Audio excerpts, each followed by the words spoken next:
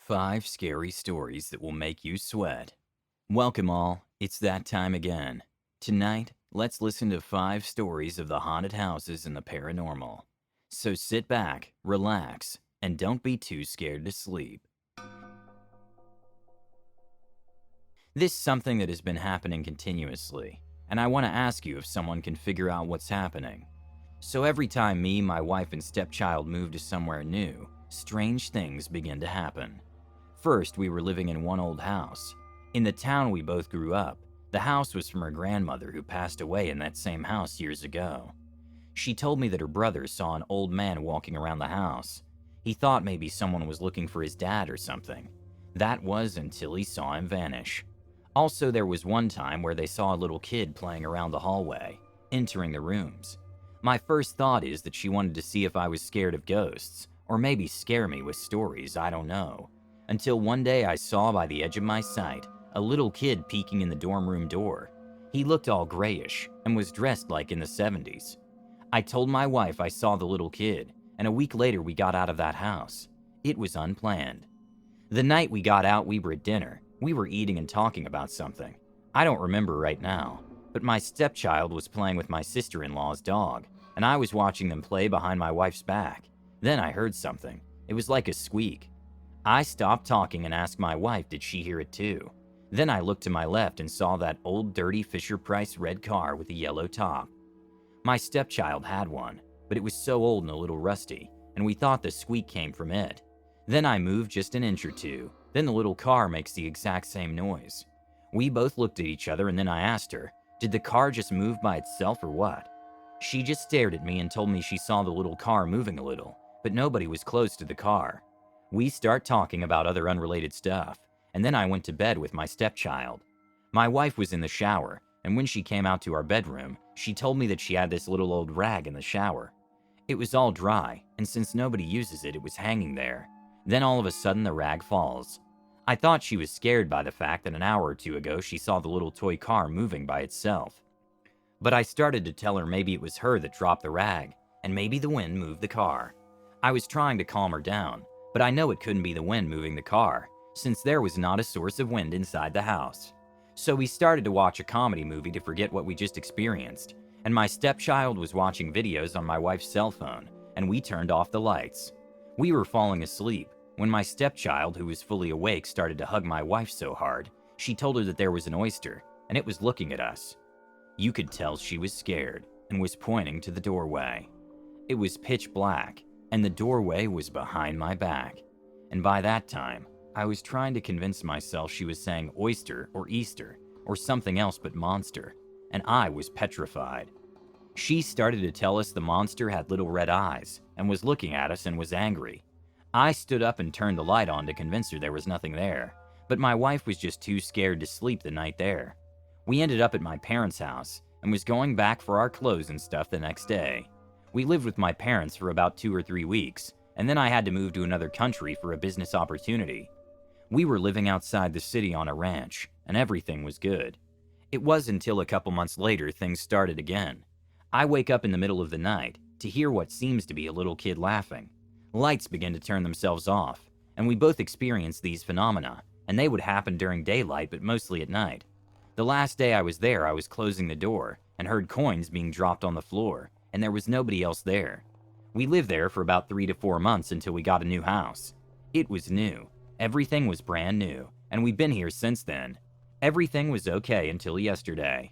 I was making a peanut butter and jelly sandwich, and I put away the jelly in the pantry. Then I closed the door. I went to go watch TV when all of a sudden, I heard a noise coming from the pantry.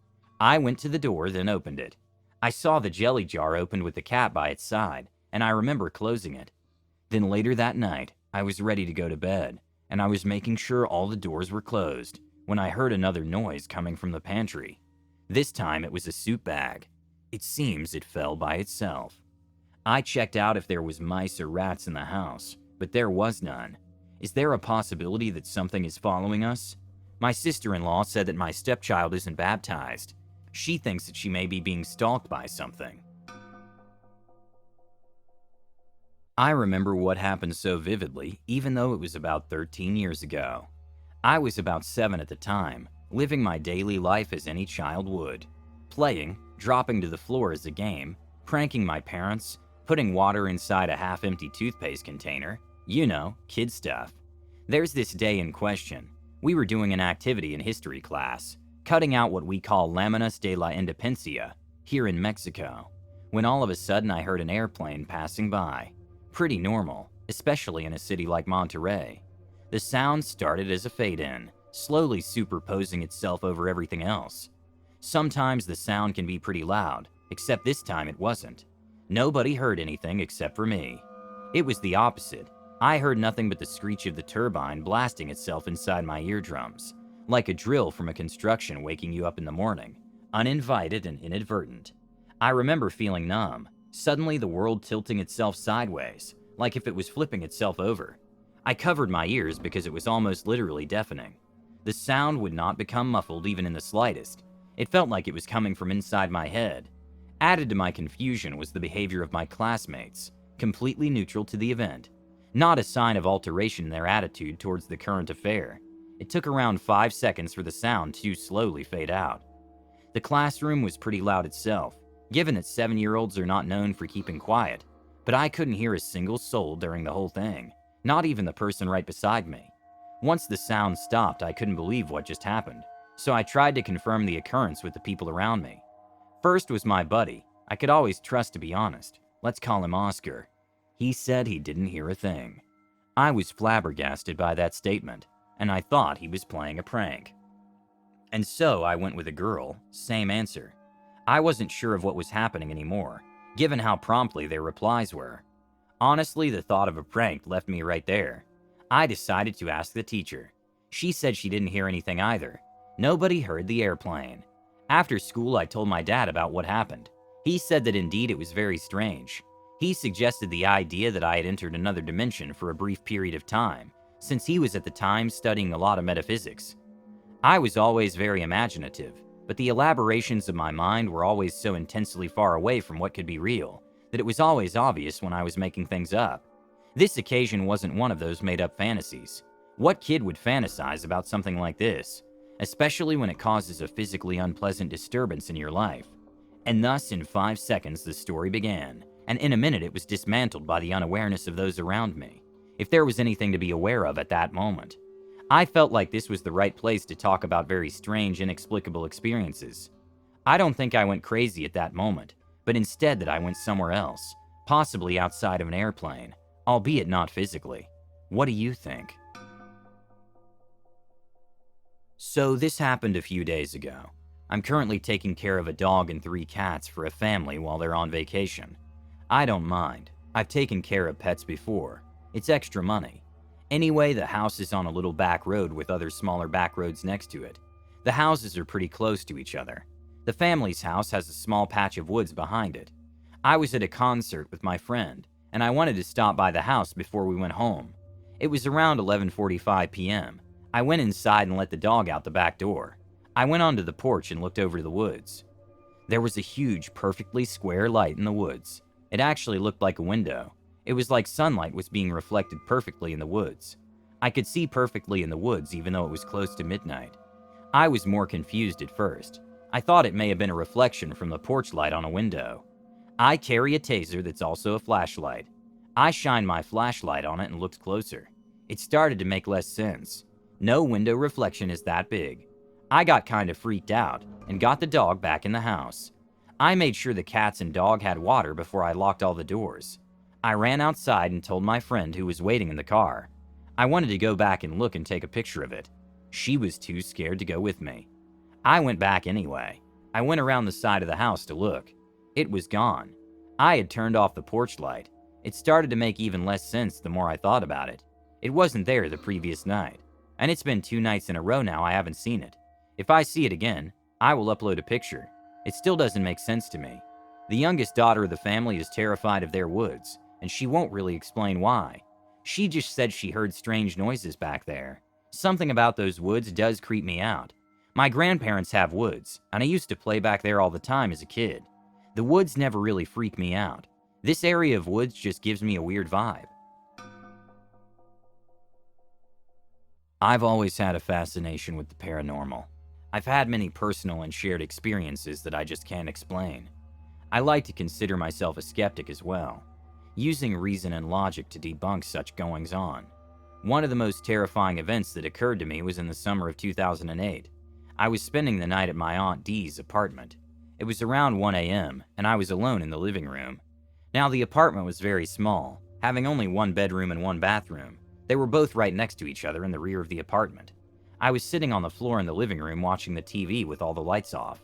Like I said, the apartment was really tiny. My aunt's bedroom was behind me and to the right with a small hallway, separating the bedroom and the restroom. I had previously used the restroom, and I always shut off the lights. My aunt always has her bedroom door shut. I don't recall what I was watching, but I had the volume down so as not to bother my aunt. The kitchen was on the other side of the wall behind the television. To the right of the kitchen was the dining area, where there was a large round wooden table there.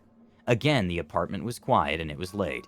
As I sat there watching TV, I briefly heard what sounded like a glass or cup slide on the wooden table. The table must have been at least 10 feet from me. As soon as I heard that sound, it drew my attention.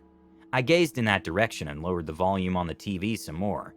I focused back on the television, and now I hear what sounded like a coin being dropped on the very same damn table. Again, I gazed in that direction, puzzled as to how a coin would bounce on the wooden dinner table. I turned back and began to watch the TV. Now at this point, I started to feel uneasy. The next thing that happened is something I can still recall, as if it had happened to me yesterday. It still makes my skin crawl, and it sends shivers up my spine whenever I think about it. After I heard the coin bounce on the table, I directed my attention to the TV. As I turned my head towards the TV, I heard the most menacing growl to my right that made me jump and lean away from it. It was so close to me and loud that I thought there was an animal about to attack me or something. I scrambled up and flipped on the lamp closest to me, and I immediately walked to see if my aunt's door is closed. It was. I look in the bathroom. It's empty. I began to turn on all the lights. I checked to see if the main entrance door was locked. It was. I walk into the kitchen, empty of course. I had the view to the entire apartment from my original vantage point. No one could have snuck up on me, and then retreat away in an instant like that. My heart was beating so hard it felt as though it was about to burst from my chest. I sat on the couch amazed at what had transpired, trying to fathom how or what could have made that deep, throaty, demonic snarl. Thank goodness, I have not heard anything like that since then. Non-believers look at me with disdain when I tell them about this incident. I guess I would be skeptical too, but under these circumstances, I just can't explain it. My best friend passed away a few weeks ago.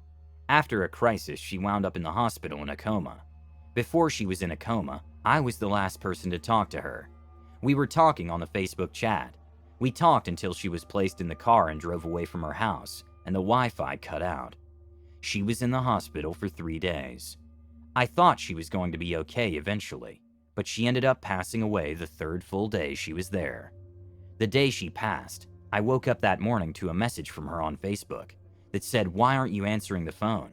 And it included a voicemail that was her voice, and I could hear her very muffled and low crying.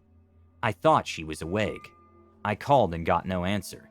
She died 3 hours after I received that message, and she never woke up from her coma. Is the reasonable explanation that her phone finally had enough Wi-Fi signal to send messages she tried to send 3 days before, when she was still conscious? But I just don't know. It just haunts me a lot. Well guys, thanks for listening, and make sure you stab that like button. It helps the channel a lot. Also, comment below your favorite scary story. And if you love demonic stories, check out horror stories of demons and devils right here. Till next time, don't be too scared to sleep.